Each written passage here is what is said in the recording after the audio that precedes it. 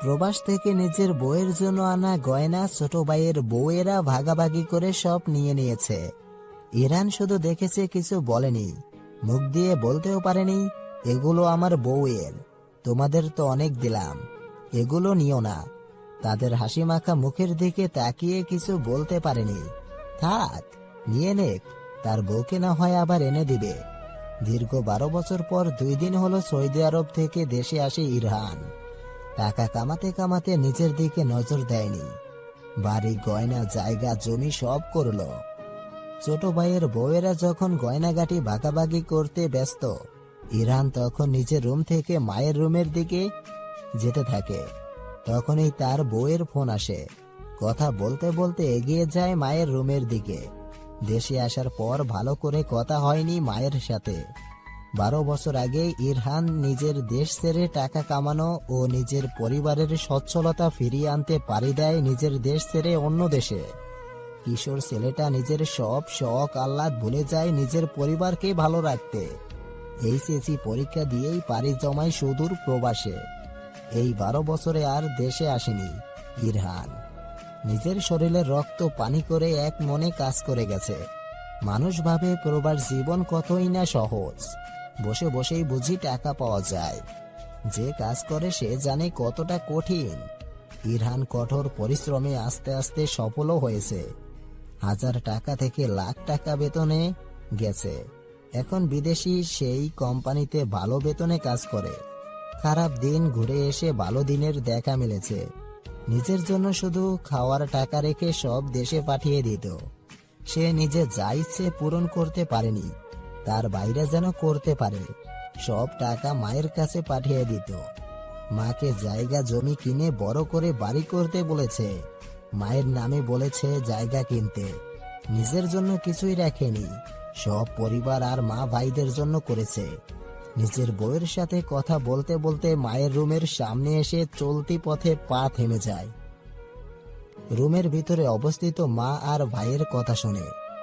ইরহানের 2 ভাই ইমন ও ঈশান মায়ের সঙ্গে তাকে নিয়েই কথা বলছে বললে ভুল হবে। টাকা পয়সা, জায়গা জমি ভাগাভাগি করছে তারা।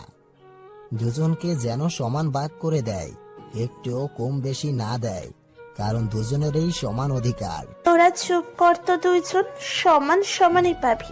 তোদের জন্যই তো এত কিছু করলাম। টাকা পয়সা, জমি গয়না সব নিজের নামে করলাম যেন তোরাই পাস। আমি তো তোদের মা, আমার নামে সবকিছু তোরাই পাবি। ওই ইরহান না, কয়েকটা দিন যেতে দে, তারপর ইরহানকে এই বাড়ি থেকেও বিদায় করব। আমার ছেলে দুটো রাজার হালে থাকবে। এই পুরো বাড়িটা অনেক চেষ্টা করেও নিজের নামে লিখতে পারিনি ওই বুড়োর কাছ থেকে, নয়তো এই বাড়িটাও তোদের হাতে, বুঝলি? এখন তো ওই ইরহান ও পাবে ভাগ। সে যাই হোক, এখান থেকে কতটুকুই বা পাবে, সব তো আমাদের নামে লিখে নিয়েছি। বোকা ইরহান নিজের নামে টাকা পয়সা, জায়গা জমি না করে আমার নামে করেছে সব। ইরহান এক জায়গায় ঠায় দাঁড়িয়ে রয়। তার মুখ ভঙ্গি নির্বাক, কোনো প্রতিক্রিয়া নেই। চোখ দুটো মা আর ভাইদের হাসি মাখা মুখের উপর নির্বদ্ধ। আহারে, আমার বোকা বড় ছেলেটা মায়ের কথায় উঠে বসে। টাকা চাইতে দেরি দিতে দেরি হয় না, চুপচাপ দিয়ে দেয়। জায়গা আমার নামে রাখতে বললাম, চুপচাপ তা মেনে নিয়ে করলো। মা পাগল ছেলে আমার। কথাটা বলেই মুখ দিয়ে চ জাতীয় শব্দ করে কয়েকবার, তারপর খিলখিলিয়ে হেসে দেয়। ইরহান এক দৃষ্টিতে তার মায়ের মুখের দিকে তাকিয়ে রয়। তাকে ঠকাতে পেরে কি খুশি। অথচ তার মা মুখ ফুটে একবার বললে সে নিজেই সব দিয়ে দিত, এতদিন যেমন দিত। এত চলচাতুরি করার কোনো প্রয়োজনও ছিল না। ইরহানের মা ইরহানের যখন 5 বছর তখনই মারা যায়। ইরহানের দেখাশোনাও ওর মায়ের অভাব পূরণ করার জন্য আবার বিয়ে করেন তার বাবা।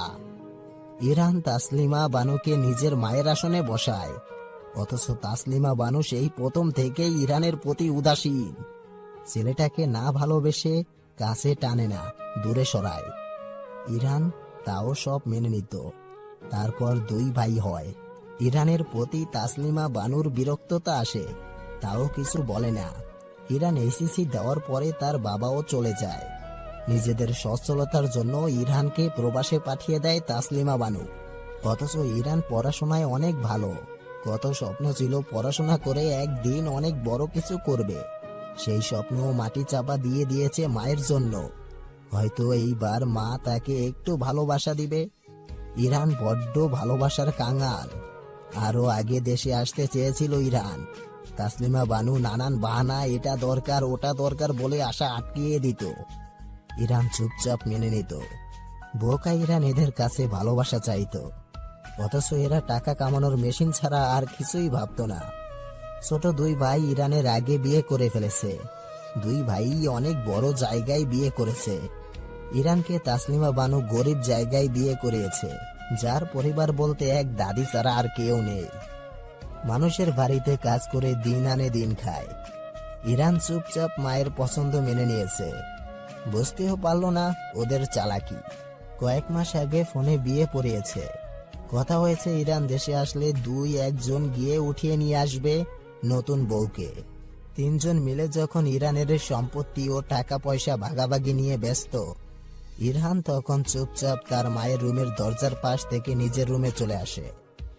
ভাইয়ের বউয়েরা গয়নাগাটি নিয়ে চলে গেছে। মনে মনে হাসে ইরহান। বাড়িতে সকলে ভাগাভাগি নিয়ে ব্যস্ত। লোকে মনে হয় ঠিকই বলে, পর কখনো আপন হয় না। লোকে মনে হয় ঠিকই বলে, পর কখনো আপন হয় না। তাসলিমা বানু যদি আজ ইরানের নিজের মা হতো, তাহলে কি এমন ভাবে পারতো তাকে ঠকাতে? জীবনেও পারতো না। নিজের দুই ছেলের জন্য কত চিন্তা। ইরানকে ঠকাতেও একবার বিবেকে বাঁধলো না, এই ছেলে যে মা মা বলে মুখে ফেনা তুলে, সেই মর্যাদাটাও রাখলো না। মাথায় তার নানান চিন্তা। যাদের সে আপন ভাবত, তারা তার আসলে আপন নয়, শুধু টাকার জন্য তার সাথে অমন ভালো ব্যবহার করে গেছে। আজ ইরানের কাছে কিছু নেই। হাত খরচের কয়েকটা টাকা ছাড়া সে এখন নিঃস্ব। এই নিয়ে তার চিন্তা ছিল না, সব নিয়ে গেছে নিয়ে যাক। কিন্তু আর কয়েক মাস আগে ওদের রূপটা সামনে আসলে হয়তো ভালো হতো, একটা জীবন বেঁচে যেত। এখন তো ইরান একা নয়, তার সাথে আর একটা জীবন জড়িয়ে আছে। নয়তো আবার দেশ ছেড়ে একেবারের জন্য চলে যেত, আর এই দেশে ফিরে আসতো না। এখন তো কোনো উপায় নেই। মেয়েটা তো তার সাথে সারা জীবনের জন্য জড়িয়ে গেছে। মানুষের মুখের বিষাক্ত ভাষা যে মেয়েটাকে বাঁচতে দিবে না। যদি ইরান মেয়েটাকে ছেড়ে দেয়, সেই মনে হয় একমাত্র স্বামী। প্রবাস থেকে এত কিছু এনেও নিজের বউকে একটা সুতোও দিতে পারল না, পারবেও হয়তো না। ইরান অনেক ভেবে চিন্তা করে সিদ্ধান্ত নেয় আবার প্রবাস পাড়ি জমাবে। তবে এইবার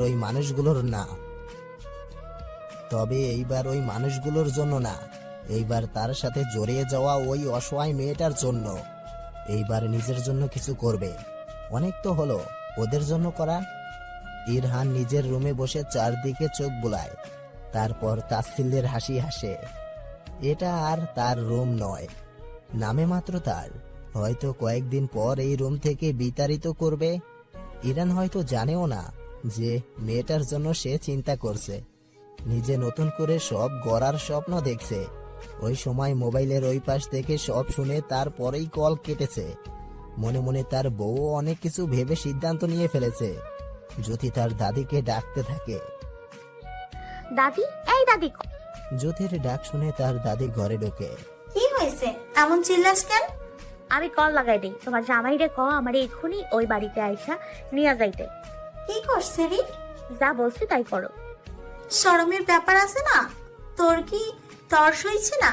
জামাই বাড়ি যাওয়ার লাই এমন পাগল হয়নি কেউ। মানছি কি কইব?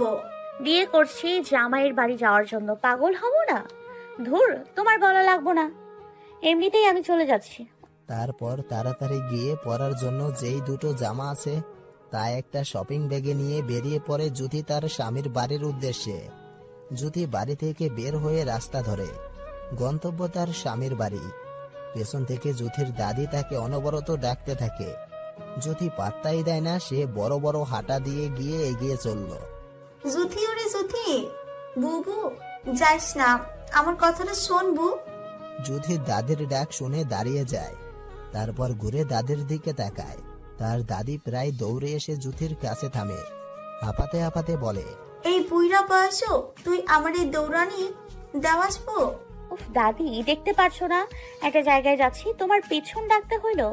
কি করবা কও দেখি? এমন কইরা যাইস না বু, মানছি কি কইব? আমি নাজ্জামের সাথে কথা কই, তুই যাইস না। বাড়ি ফিরে যাও বুড়ি, আমাকে শ্বশুর বাড়ি যাওয়া থেকে কেউ আটকাতে পারবে না। আল্লাহ চাইলে বিকেলে আমি শ্বশুর বাড়ি থাকবো।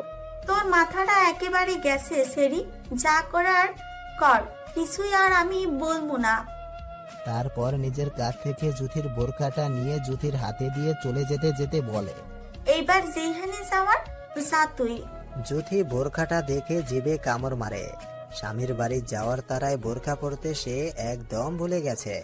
তারপর এদিক ওদিক তাকিয়ে দেখে রাস্তায় কোনো মানুষ আছে কিনা।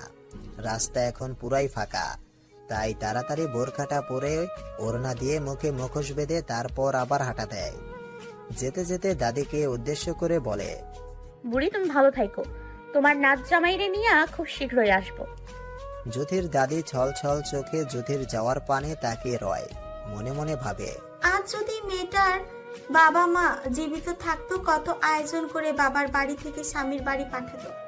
মেয়েটার ভাগ্যে আসলেই সেই সুখটা নেই, তাই তো নিজের স্বামীর বাড়িতে এই প্রথম পা রাখবে, সেটাও আবার একা একাই।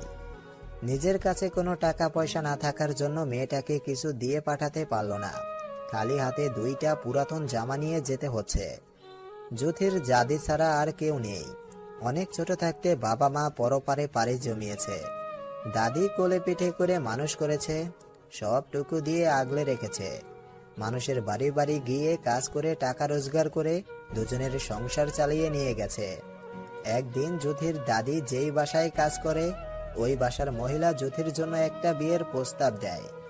ছেলের বাড়ি বড়লোক, ছেলে বিদেশে থাকে, অনেক টাকা পয়সার মালিক, কিন্তু ওরা গরিব ঘরের মেয়ে চায়। যুথির দাদি 2 দিন সময় নিয়ে ভেবে রাজি হয়ে যায়। মেয়েটা তো সারা জীবনেই কষ্ট করে গেল, এই বাড়িতে নিশ্চয়ই সুখে থাকবে। যুথি ও দাদির উপরে কোনো কথা বলেনি। এই মানুষটা এত বছর ধরে যুথিকে বুকে আগলে রেখেছে, তাই যা করার ভালো কিছুই করবে তার জন্য। যুথির দাদি পাশের বাড়ি থেকে আরো 2 জন লোক নিয়ে ইরহানের বাড়িতে যায়। ওনারা জানায় ফোনে বিয়ে পড়ানো হবে, তারিখ দিয়ে দেয়, ওই তারিখে গিয়ে ওরা বিয়ে করাবে। ছেলে দেশে আসলে 2-1 জন গিয়ে উঠিয়ে আনবে, তারপর বিয়েটা ফোনেই হয়। বিয়ের দিন শুধু এক পলকের জন্য যুথি ইরহানকে দেখেছে, তার ভাই ঈশানের ফোনে, তাও এক পলকের জন্য, একটু ভালো করে সবার সামনে তাকিয়ে দেখতেও পারেনি। সেই সুদূর প্রবাসে থাকা লোকটাকে এক পলক দেখেই নিজের মনে জায়গা দিয়েছে। আর ঈশানও যুথির একটা ছবি ইরহানকে পাঠিয়েছিল। যুথির কাছে কোনো অ্যান্ড্রয়েড ফোন নেই, একটা ছোট মোবাইল তার কাছে, ওইটা দিয়েই ইরহানের সাথে কথা হতো। মন চাইতো ইরহানকে দেখতে, কিন্তু কোনো উপায় ছিল না। প্রায় আধা ঘন্টা এক টানা হাঁটার জন্য হাঁপিয়ে ওঠে যুথি, তাই একটা গাছের নিচে দাঁড়িয়ে 2 মিনিট জিরিয়ে নেয়। আরো 15 মিনিটের মতো হাঁটতে হবে। টাকা থাকলে অটো নিয়ে শুধু 15 মিনিটেরও কম সময়ে পৌঁছে যেত, কিন্তু টাকা নেই। টাকা থাকলেও যুথি আসতো না, হেঁটেই আসতো। 2টা টাকারও যে কি মূল্য সেটা যুথি খুব ভালো করেই জানে। বিকেলের দিকে রাস্তাঘাটে মানুষের আনাগোনা বেশিই হয়, তাই দ্রুত পা চালায় সে। মিনিট 15 পর যুথি তার গন্তব্যে এসে পৌঁছায়। বাড়ির সামনে এসে চোখ বুলায় পুরো বাড়িটাতে। একদিন এই পথ দিয়ে শহরে যাওয়ার সময় যুথির দাদি বলেছিল, ওরে যুথি, এইটাই নাচ জামাইয়ের বাড়ি। যুথি তখন এক পলক বাড়িটার দিকে তাকিয়েছিল। এখনো মনে আছে সেই দিনের কথা। এক পলকের দেখায় চিনে আসতে কোনো অসুবিধা হয়নি যুথির। যুথির মাথা আবার খুব ভালো করে এক পলকের দেখায় অনেক কিছু। যুথির মাথা আবার খুব ভালো, এক পলকের দেখায় অনেক কিছু সে মনে রাখতে পারে। যেমনটা সে এখন এই একতলা বিশিষ্ট 4 দিকে ইটের দেওয়াল দেওয়া বাড়িটা চিনে ফেলেছে। টিনের গেট পেরিয়ে যুথি ধীর গতিতে বাড়ির উঠোনে প্রবেশ করে। 4 দিকে চোখ ঘুরিয়ে দেখে বাড়িটা একটা ছাদ দেওয়া দালান ঘর। ভিতরে কয়টা রুম আছে জানা নেই জ্যোতির, তবে বেশ বড় সড়ই বাড়িটা। গেট দিয়ে ঢুকেই একটা ছোট ঘরও চোখে পড়ল। টিনের দোচালা ঘর, তবে বেশ পুরনো। ধারণা করলো ভিতরে হয়তো 2টা রুম। আশেপাশে চোখ বুলাতে বুলাতে সামনের দিকে এগোলো জ্যোতি। বাড়িটা অনেক জায়গা নিয়ে করা হয়েছে, চারপাশে অনেক গাছগাছালি আছে। ঝোঁকের বসে তো এসেই পড়ল, এখন চিন্তায় আছে ঘরে ঢুকা নিয়ে। এমন সময় জ্যোতির পাশ দিয়ে একটা বাচ্চা যেতে দেখলো, হাতে বল। হয়তো খেলতে গিয়ে এসে পড়েছে, নিতে এসেছে। তাছাড়া জ্যোতির জানা মতে এ বাড়িতে কোনো বাচ্চা নেই। জ্যোতি বাচ্চাটাকে কাছে ডাকে। বাচ্চাটা জ্যোতির ডাকে থেমে জ্যোতির দিকে তাকায়। কিছু বলবেন কালা? ছেলেটার খালা ডাকে জ্যোতি আহাম্মক হয়ে যায়, তারপর বলে, আমি তোর কোন জন্মের খালা রে? আমার বয়স জানিস কত? না, জানি না। দেখলে বলতে পারতাম ধারণা করে, কিন্তু আপনি মুখ দেখে লেগেছেন, তাই বয়স বোঝা যায় না। দেখতে কেমন কালা কালা লাগবে। ছেলেটাকে কয়েকটা কথা শোনাতে গিয়েও চুপ হয়ে যায় জ্যোতি।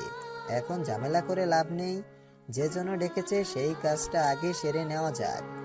এই বাড়ির বড় ছেলে আছে না, ওই যে বিদেশ থেকে যে 2 দিন আগে আসলো, ওনাকে একটু ডেকে দে।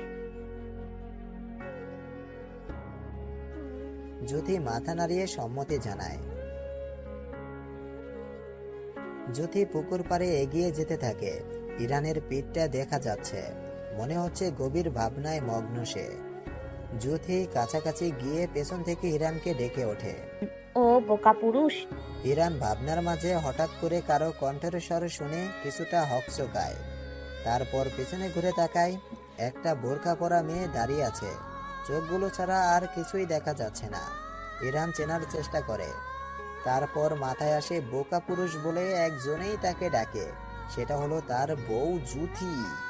ইরান জানে না কেন তার বউ তাকে বোকা পুরুষ ডাকে, তবে মেয়েটার মুখে এই নামটা শুনতেও তার ভালো লাগে। ইরানের আর বুঝতে বাকি নেই এটা জ্যোতি। গলার স্বর শুনেও চিনতে পারেনি, কারণ ফোনের সাথে বাস্তবের গলার স্বর খুব একটা মিল পাওয়া যায় না। জ্যোতি, জ্যোতি মুখোশটা খুলে ধপ করে ইরানের পাশে গিয়ে বসে পড়ে। তারপর ইরানের দিকে তাকিয়ে ইরানকে দেখতে থাকে।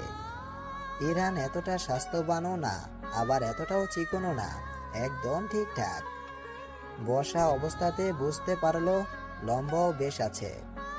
শ্যামবরণের পুরুষটির মুখে খোঁচা খোঁচা দাড়ি, কি যে ভালো লাগছে। আহ! হুট করে ইরানের কথায় জ্যোতির হুঁশ আসে। তুমি এখন এখানে? দুপুরে না কথা হলো, জানালে না কেন আসবে? একাই এসেছো? আমার না গিয়ে আনার কথা? উফ, চুপ করেন তো। বোকা পুরুষ, এত প্রশ্ন একসাথে কেউ করে? আর বিয়ে বসেছি কি বাপের বাড়িতে ভাত খেতে? বাপের বাড়ির ভাত আর ভালো লাগছিল না, তাই জামাইয়ের বাড়ি নিজে নিজে চলে এসেছি। আপনার অপেক্ষায় থাকলে এই জন্মে আর সংসার করা হতো না। কিন্তু কোনো কিন্তু নয়, পুরোটা রাস্তা হেঁটে এসেছি, হাত পা ব্যথা হয়ে গেছে। পরে না হয় সব বলবো, আগে ঘরে নিয়ে চলুন। ইরান জ্যোতির মুখের দিকে ভালো করে তাকায়। এই প্রথম সামনাসামনি দেখা। শুধু একটা ছবি ছিল জ্যোতির। প্রথম প্রথম ফোনে কথা বলতে কত জড়তা কাজ করতো জ্যোতির মাঝে। ধীরে ধীরে জড়তা কাটিয়েছে, অথচ এখন এমন ভাবে কথা বলছে যেন সামনাসামনি কতবার দেখা হয়েছে। এই বোকা পুরুষ সারা জীবন আমাকে দেখার সুযোগ পাবেন, এখন চলুন। ইরান আর কথা বাড়ায় না। সত্যি মেয়েটার মুখে ক্লান্তির চাপ, পরে না হয় সব জেনে নিবে। তারপর জ্যোতিকে নিয়ে বসার ঘরে ঢুকে ইরান। সেখানে তাসলিমা বানু আর তার 2 পুত্রবধূ টিভিতে সিরিয়াল দেখতেছে। হঠাৎ করেই জ্যোতিকে দেখে সকলেই ভূত দেখার মতো চমকায়। জ্যোতি মুখে হাসি ফুটিয়ে তাসলিমা বানুর সামনে গিয়ে দাঁড়ায়। তারপর হাত দিয়ে সালাম করার ভঙ্গিতে বলে ওঠে, আসসালামু আলাইকুম নকল শাশুড়ি আম্মা। কথাটা বলে জ্যোতির মুখে যতটা হাসি আছে তার চেয়ে কয়েক গুণ বেশি অবাকত্ব বসার ঘরে উপস্থিত থাকা সকলের মুখে। তাসলিমা বানু ভ্রু কুঁচকে ফেলে, তারপর সন্ধিয়ান গলায় বলে ওঠে, নকল শাশুড়ি আম্মা মানে? জ্যোতি তার ছোট 2 জায়ের দিকে তাকালো। দুইজনেই কেমন দৃষ্টিতে যেন তাকিয়ে আছে জ্যোতির দিকে। চোখের ভাষা দেখেই বোঝা যাচ্ছে তারা জ্যোতিকে একদম পছন্দ করছে না। তাতে জ্যোতির কি? জ্যোতি আবার শাশুড়ির দিকে তাকিয়ে বলে, আপনি তো আসল না, ডুপ্লিকেট হিসেবে আমার শ্বশুর আব্বা নিয়ে এসছে, তাই নকল বলছি। কিছু মনে করবেন না কেমন? আমার খুব ভালো লেগেছে, আমি এটা বলেই ডাকবো। কত মাথা খাটিয়ে তারপরেই নামটা দিয়েছি জানেন। আমি ভালোবেসে এই নামে ডাকবো, আপনি কিছু মনে করবেন না। মনে মনে বলল। তুই মনে করলেও আমার কি? ইমনের বউ লিমা বলে ওঠে, ছি, এগুলো নাম? কিরে ইরহান, তোর বউকে যে নিয়ে আসবি আমাদের বললি না তো? বাহ, মাকে ছাড়াই দেখি এখন সব সিদ্ধান্ত নিতে পারিস।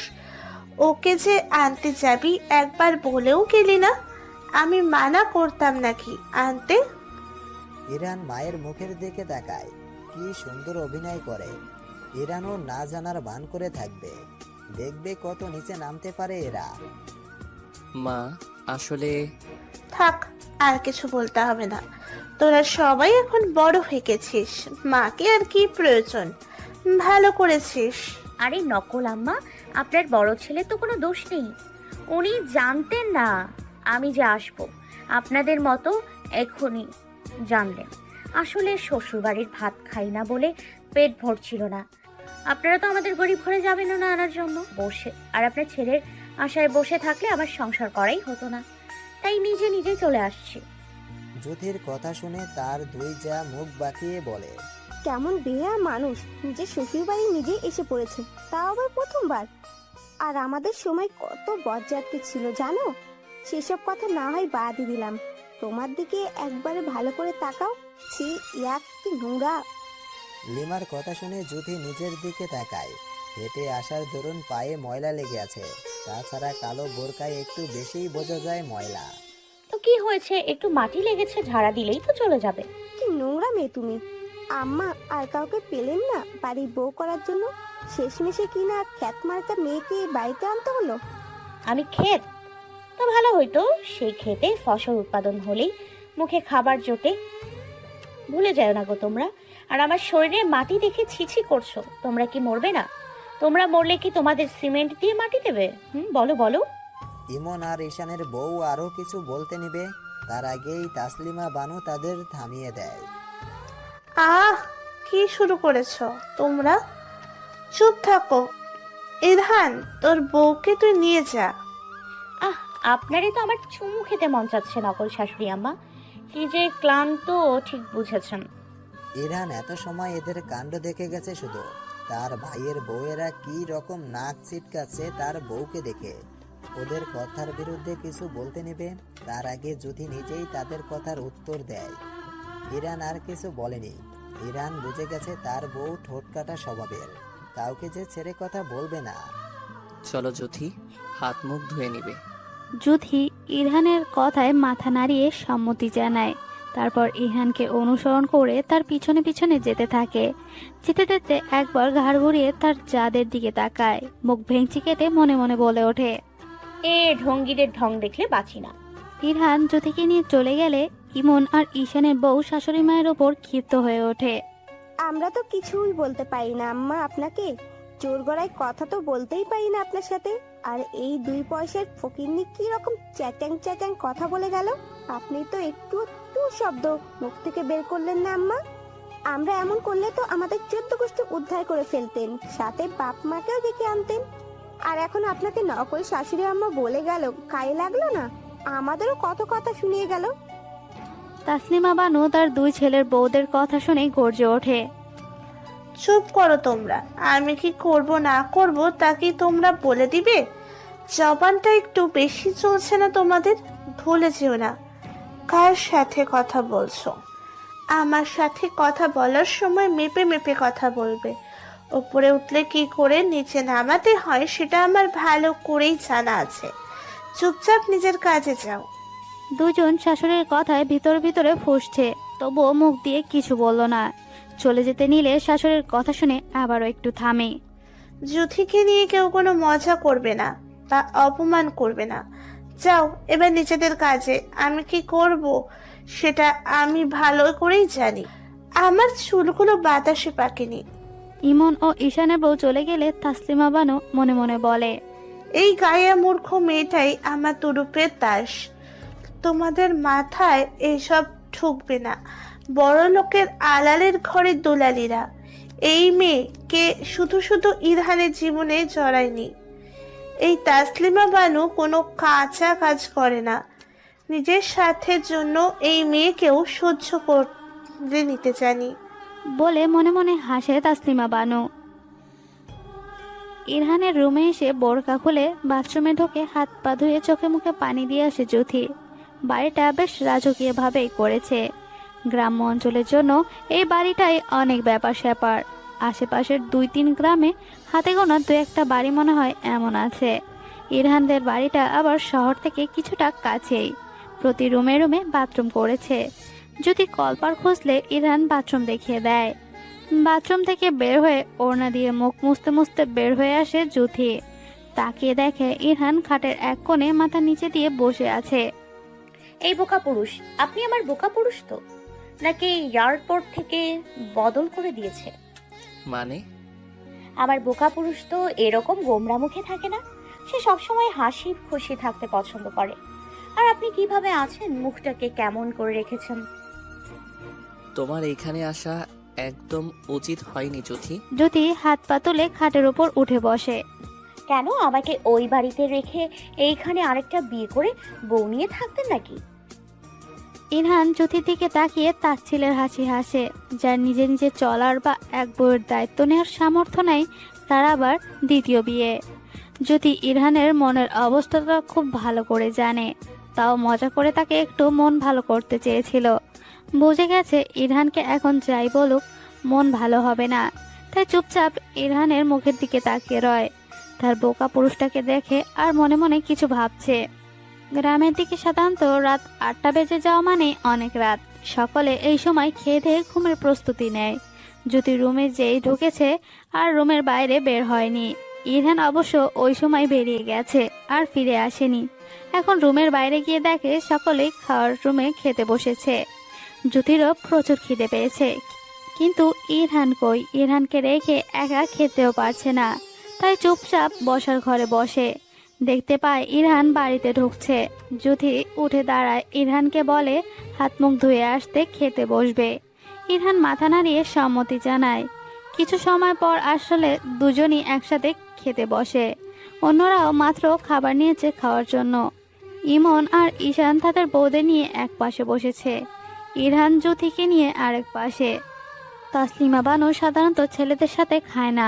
সবার খাওয়া শেষ হলে তারপর উনি খেতে বসেন। এটা সব সময় করেন তিনি। অন্য 2 ছেলের প্লেটে 2টা মাছের মাথা ও প্লেট ভর্তি করে মুরগির মাংস দিয়েছে, একসাথে বউদেরও দিয়েছে। জ্যোতি শুধু এদের খাবার খাওয়া দেখছে। রাক্ষসের মতো খাচ্ছে সবগুলো মিলে। সবাইকে সব মাছ মাংস প্লেট ভরে দিয়ে জ্যোতি ও ইরহানের কাছে বাটি নিয়ে আসে তাসলিমা বানু। ইরহানের প্লেটের এক পাশে মাছের একটা লেজ ও মাংসের 2 টুকরো দেয়। জ্যোতির প্লেটে মাছের ঝোল আর 1 টুকরো মুরগির মাংস আর একটা আলু দিয়ে বলে, আর নেই, এটুকু দিয়েই খেয়ে নাও। বলে চলে যায়। ইরহান তার ভাই আর ভাইয়ের বউদের প্লেটের দিকে তাকায়, তারপর নিজের আর জ্যোতির প্লেটের দিকে। মুরগির মাংস রান্না করা পাতিলের দিকেও চোখ যায় ইরহানের। পাতিলে রাখা মাংস আরো 3 জন খেতে পারবে।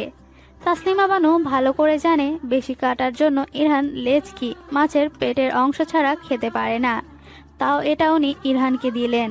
তাসলিমা বানুর কাণ্ডে তেলে বেগুনে জ্বলে ওঠে জ্যোতি। মুখ খুলে কিছু বলতে নিবে, ইরহান বুঝতে পেরে হাত ধরে আটকে দেয়।